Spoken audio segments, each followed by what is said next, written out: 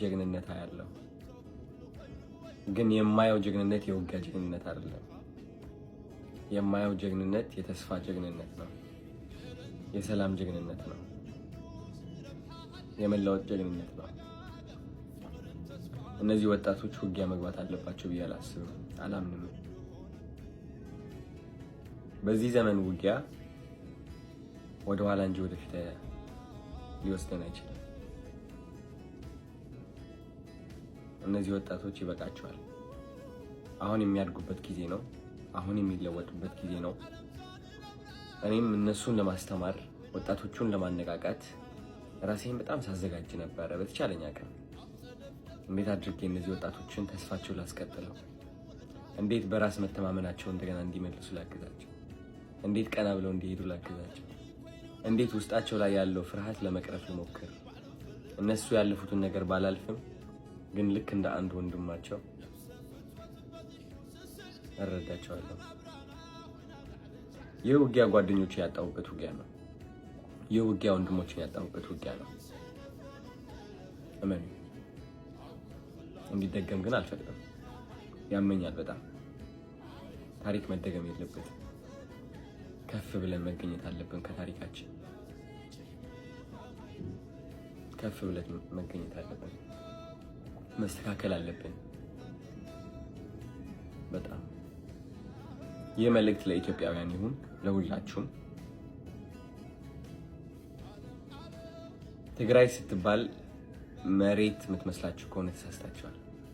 ትግራይ ስትባል ብሔር የሚመስላችሁ ከሆነ ተሳስታችኋል። ትግራይ ከዛ በላይ ነች። ትግራይ ማለት ኢትዮጵያ ነች። ኢትዮጵያ ማለት ደግሞ ድንበር አይደለችም። ኢትዮጵያ ማለት ብሔር አይደለችም። ኢትዮጵያ ማለት ሃይማኖት ብቻ አይደለችም። ኢትዮጵያ ፍቅር ነች። ኢትዮጵያ መከባበር ነች። ኢትዮጵያ አንድነት ነች። አንድነት ውስጥ ከሆን እነዚህ ወጣቶች እያለፉበት ያለው ነገር ይገባናል። ምንም ንግግርም አያስፈልግም። እንረዳቸው፣ እናግዛቸው፣ እንቁምላቸው። ሰዎች ናቸው። ስለዚህ ሁላችንም አብረን ለሰላም መቆም አለብን። ውጊያ አንፈልግም ማለት አለብን። የውጊያ ዘመን ላይ አይደለንም ያለነው። ይበቃል። ሰላም ናይ ቲቲ ቻናል ተኸታተልቲ በብዘለኹም ሰላም ክትኮኑልኝ ናይ ኩሉ ግዜ ተስፋይ እዩ። ሎማዓንቲ ከዓ በክልተ ሕፅር ዝበላ ቪድዮታት አውዚ ሰሙን ዘጋጥም ዘሎ ክልተ ሰብ ታሪክ ሒዘልኩም መፅእ ኣለኹ። ናብ ቪድዮ ከብለኩም ሰብስክራይብ እናገበርኩም ቤተሰብ ምዃን ከዓ ኣይትረስዑ። ላይክ ብምግባር ከዓ ኣተዋውዕኒ። እታ ቀዳመይቲ በዓልቲ ታሪክና ትኾን ዘላ ታሪክ ሲልቪ ያስሚና ን12 ዓመት ዝተዓፀወት ፈረንሳዊት ኣደ። እዛ ኣደ እዚኣ ከምቲ ትርእይዋ ዘለኹም ኣብዚ ምስሊ ብጣዕሚ ከቢድ ኣጋጣሚ ከም ዘጋጠማን እዛ ሰበይቲ ሲልቪ ያስሚና ትበሃል። ፈረንሳዊት ኮይና ብ2000 ዓመተ ምህረት ድማ ሓደ ፓኪስታናዊ ወዲ ተመርዐት። ድሕሪ መርዓኣ ድማ 5 ቆልዑ ወሊዶም።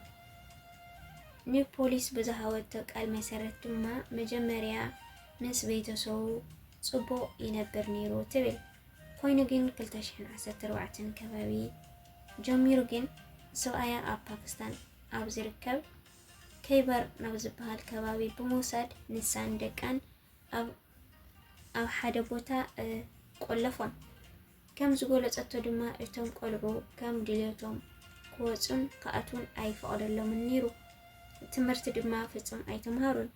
ካብቲ ከባቢ ዘሎ ድማ ርክቦም ብጣዕሚ ውሕድ ነይሩ ትብል። ክልተሽሕን 26 ወርሒ ሰነ ድማ ካብቶም ደቁ ሓደ ብምምላጥ ኣብቲ ከባቢ ዘለው ፖሊስ ብምጽዋዕ ኣብቲ ከባቢ ዘለው ሰብ ብምጽዋዕን ድማ ንኽረድዎም ጻውዒት ገበረ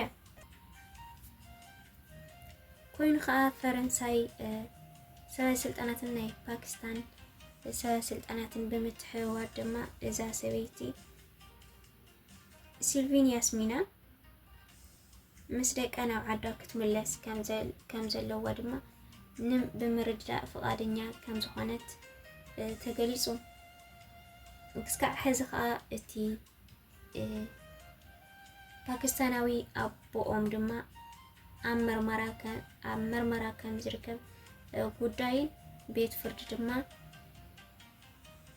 ኣብ መርመራ ከም ዝርከብ እቲ መርመራ ድሕር መርመራ ድማ ናብ ዓዳ ክተብል ምዃና ይሕበር ብጣዕሚ እዩ ዝሕዝን ካበይ ናበይ ተቐይራን ብዝተኻእለ መጠን ኣብ ትሕቲ ፈጣሪ ግዜ ሂብካ ምርኣይን ድሕረ ባይታ እቲ ተፍቅሮ ወይ ከዓ ተፍቅረካ ምፍላጥ ኣገዳሲ እዩ ሰብ ክልተ ሃገር ሰብ ክልተ ዓዲ ምዃንሲ ቀሊል ከም ዘይኮነ ኢና ንምሃር ክንዲ ዝለኣክል ስቃይ ክወርደካ ከም ዝኽእልን ያው ብዙሕ ኣጋጣሚታት ከም ዘሎን ኢና ንምሃር ሕማቕ ሓሲቡ ዘፍቅር እኳ እንተዘይሃለወ ግን ቀጻልነት እቲ ህይወትካ ከዓ ምሕሳብ ኣገዳሲ እዩ ፍቕሪ ደው የብሉን ብሓቂ ዓሌት ኣይፈልን ኮይኑ ግን መምሃሪ ኣይግበርካ መምሃርን ኣይኽላኻ እዩ ተዘይጎድኣካ ምፍላጥ መጠንቀቕን ብመጠኑ ጽቡቕ እዩ እና ነዛ ኣደ እዚኣ ከዓ እንኳዕ ናብዚ ፍትሒ እዚ ረኸበት ብጣዕሚ ከቢድ ግዜ ድማ ኣሕሊፋ ኣላ ምስ ደቃ ቤና ዘይኮነሲ ምስ ደቃ ከቢድ ግዜ ከም ዘሕለፈት ጋዜጠኛ ከምዞም ፍቁራት ገይሩ ኣብ ልበይ ዝኣተወ የለን እንተበልኩ ኣይጋንንኩን ግዝያዊ ድሌታት ዓለም ኣወንዚፎም ፍቅሪ ዘቐድሙ ናይ ልቢ ፍቁራት ብምዃኖም ምስኦም ዘሕለፍክዎ ግዜ መዳርግቲ የብሎን ኣብታ ብጻዕዳ ሕጿን ጻዕዳ ልብን እትፍለጥ ከተማ ኸረን ብምዃኑ እውን ንጽህና እትዝክረሉ ሞት እዩ ኣብዚ ብዙሓት መንእስያት ዓለም መኪና ዘለዎ ወዲ ዘቋምታሉ ዘለዋ ዘመን ንልቡ መሪፃ ብልቢ ንዘፍቅረቶ ኣፍቃሪኣ ብዊልቸር ደፊኣቶ ክትከይድ ክትሪኣ ከለኻ ለካ ሓቀኛ ፍቅሪ ባለዩ ክትብል ይድርኸካ ኣብ ፈለማሊልኦም ክዛረብ ዝኽእሉን ኣይነበረን በፅሕፈት እያ ክትረዳድኡ ክኢላ ንሰብ ብዝውኖ ነገራት ዘይኮነስ ብውሽጣዊ ጽባቐኡ እንተመሪፅካዮ ዝያዳ ሓጎስ ከም ዝለገሰልካ እውን ካብቲ ዘሕለፍክዎ ጥዑም ግዜ ናፍታ ካልአይቲ ቪዲዮና ክንሰግር ከለና ከዓ ዓለም ዝዛረብ ዘሎ ትሕትና ጃፓናውያን መቸም ጃፓናውያን ሓደ ዝልለይሉ ከም ባህሊ እንተሃለወ ፅሬት እዩ ነዚ ድማ ኣብ 2026 ሰነ 14 ባዳላስ ስታዲየም ጃፓንና ኒውዚላንድ ኣብ 2-2 ኣብ ዝተፈላለዩ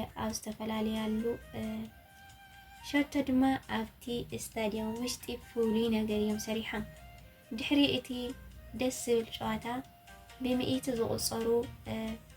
ብምኢትታት ዝቁፀሩ ጃፓናውያን ኣብቲ ስታዲየም ዝነበሩ ደገፍትን ካብቲ ስታዲየም ብፍጥነት ኣይወፁን ካብቲ ኮፍ ዝበሉውን ኣብ መሬት ዝነበረ ተጠቒሙ ዘወዳደቑውን ናይ ባዕሎምን ናይ ካልኦትን ብምስብሳብ ብዙሓት ኮይኖም ብምጉጅጃል ናይ ክለቦም ንምድጋፍ ዝተኸደንዎ ሰማያዊ ፕላስቲክ ቦርሳ ነቲ ጉሓፍ መሰብሰብ ብምጥቃም ናይዚ ናይ ፅሬት ልምዲ ጃፓናውያን ሓደሽቲ ኣይኮኑን እዮም ሳውጂ ብዝበሃል ባህላዊ ልምዲ ዘማዕበልዎ እዩ ሰባት ኣብቲ ዓዲ ካብ ፖሊዮም ጀሚሮም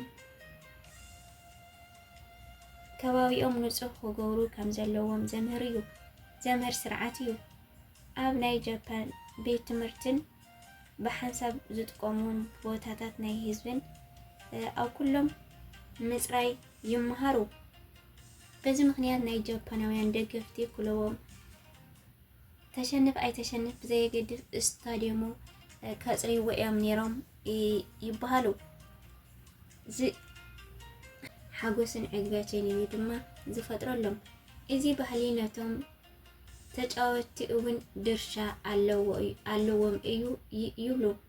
ሕድሕድ ጨዋታ ንሓደ ዘሎ ናይ ጃፓን ክለብ ዝኸደንዎ ክዳኖም ዝቐይሩሉን ንጹህ ገይሮም ኣስተኻኺሎምን ኣደራጅዮምን ክገድፍዎ ከም ዘለዎም ጃፓናውያን ብዙሕ ግዜ ምስጋና ዝተዓጸፈ ኦሪጋሚ